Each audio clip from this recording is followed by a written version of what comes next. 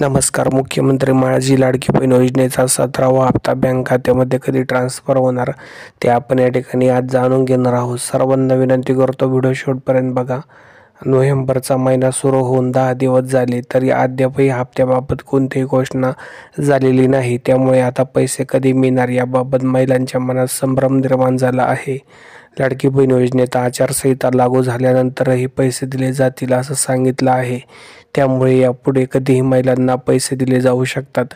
शेवटच्या आठवड्यात किंवा डिसेंबरच्या पहिल्या आठवड्यात महिलांच्या खात्यात पैसे येण्याची शक्यता आहे. गेल्या अनेक महिलांपासून लाडकी बहिणीचा हप्ता पुढे ढकलला जात आहे. त्यामुळे या महिन्याचा हप्ता कदाचित डिसेंबरच्या पहिल्या आठवड्यामध्ये या ठिकाणी मिळू शकतो असा तज्ज्ञांचा अंदाज आहे.